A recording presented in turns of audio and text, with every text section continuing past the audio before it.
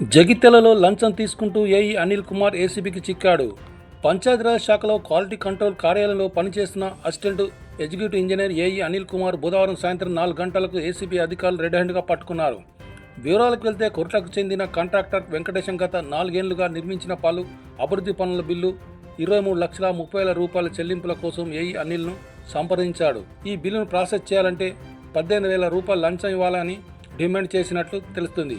అయితే చివరికి ఇద్దరి మధ్యన 10,000 ఒప్పందం కుదిరింది. 3 రోజుల క్రితం వెంకటేశం మొదటగా 3,000 లంచం చెల్లించాడు.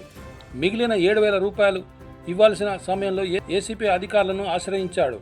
మిగిలిన 7,000 ఇవ్వాల్సిన సమయంలో ఏసీబీ అధికారులను ఆశ్రయించిన బాధిత కాంట్రాక్టర్ అవినీతి నిరోధక శాఖ అధికారులు వ్యూహాత్మకంగా వ్యవహరించి అనిల్ కుమార్ను రెడ్ హ్యాండ్గా పట్టుకున్నారు. అలా మాది కొరుట్ల, నేను సివిల్ కాంట్రాక్టర్ను బిల్లుల కోసం మన క్యూసీఏ గారి కోసం నేను ఒక 3 వర్కులు చేశాను. అది Yellamma temple community hall Korutla 18,80,000, Korutla RDO office 5 లక్షలు, చిన్నమెట్పల్లి కమ్యూనిటీ హాలు 4,50,000. మొత్తం 3 బిల్లుల కోసం క్వాలిటీ కంట్రోల్ అప్రూవ్ అయితే ఒక 4 సంవత్సరాల నుంచి సతాయిస్తున్నారు. క్యూసీ సర్టిఫికేట్ ఇవ్వడానికి 4 సంవత్సరాల సర్టిఫికేట్ ఇస్తున్నారు. ఏఈ గారు అంటే ఈఏ గారు అంటే ఆఏ గారు, అనిల్ గారు ఒక 3 సంవత్సరాలు. ఈయనొచ్చి కూడా అంతకుముందు ఏఈ గారు వెళ్ళిపోయిండ్రు. ఈయనొచ్చి 3 సంవత్సరాల నుంచి సతాయిస్తున్నాడు.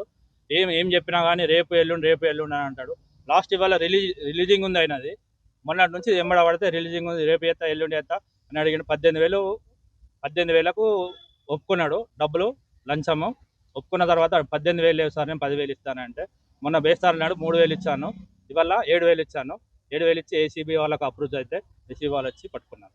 మొత్తం ఎన్ని లక్షల బిల్లు? మొత్తము ఎన్ని అంటే 3, 5, 9, 23 లక్షలు అయితే టోటల్ 23 లక్షల బిల్లులు.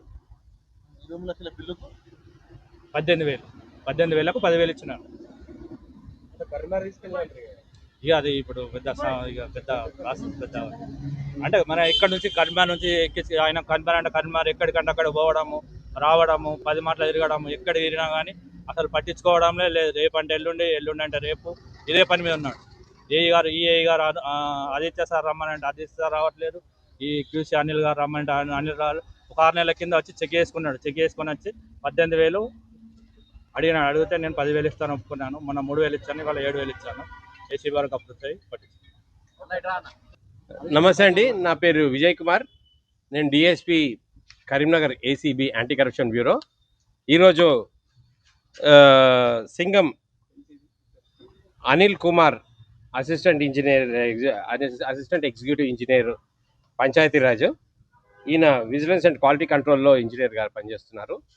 వీరు కంప్లైనెంట్ 3 వర్క్స్ అయినాయి ఇంతకుముందు. ఆ వర్క్స్ క్వాలిటీ కంట్రోల్ చేసి రిపోర్ట్ సబ్మిట్ చేయడానికి గాను అతను యాక్చువల్గా 18,000 డిమాండ్ చేశారు.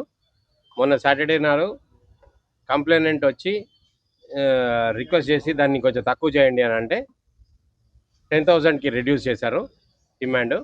అందులో ఫస్ట్ ఇన్స్టాల్మెంట్గా 3,000 రూపీస్ క్యాష్ తీసుకొని ఈరోజు నిన్న మండే ట్యూస్డే రాలేదు, వెనస్డే రోజు ఈరోజు పిలిపించి మిగతా 7,000 రూపీస్ అడుగుతుంటే మేము వచ్చి ట్రాప్ చేసాము. కంప్లైంట్ మమ్మల్ని అప్రోచ్ అయ్యాడు. దాని మీద మేము అది ప్రింటెడ్ అమౌంట్ 7,000 రూపీస్ క్యాష్ ఇస్తే అది క్యాష్తో పాటు పట్టుకున్నాము. హ్యాండ్ వాష్ చేస్తే కెమికల్ టెస్ట్లో పాజిటివ్ వచ్చింది. అందువల్ల అతన్ని అరెస్ట్ చేసి ఈరోజు మేము కోర్టుకు ప్రొడ్యూస్ చేస్తాము. మొత్తం టోటల్ అమౌంట్ 10,000 డిమాండ్. అతనికి రావాల్సిన అమౌంట్ అరౌండ్ 30 lakhs వరకు ఉంటుందండి. 30 to 30 lakhs ఉంటుంది. 30 to 30 lakhs సంబంధించి ఇంత డిమాండ్ చేశారు.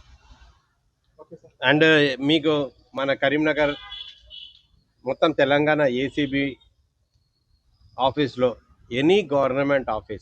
దయచేసి ఎనీ గవర్నమెంట్ ఆఫీస్లో కరప్షన్ యాక్టివిటీస్ కొనసాగిన, ఎవరైనా కరప్షన్ పైసలు డిమాండ్ చేసిన, work pendency of work government works ఏమైనా చేయడానికి గాను ఎవరి దగ్గర నుంచి అయినా పైసలు డిమాండ్ చేస్తే 1064 టోల్ ఫ్రీ నంబర్ 1064, ఈ 1064 కానీ మన ఏసీబీ అనగానే మాకు వెబ్సైట్ ఓపెన్ అవుతుంది. ఆ వెబ్సైట్లో పోతే ఏ కన్సర్న్డ్ ఆఫీసర్స్ నంబర్స్ వస్తాయి. ఏ డిస్ట్రిక్ట్ అయినా పర్వాలేదు, మీరు మాకు ఇస్తే మేము తప్పకుండా యాక్షన్ తీసుకుంటాం.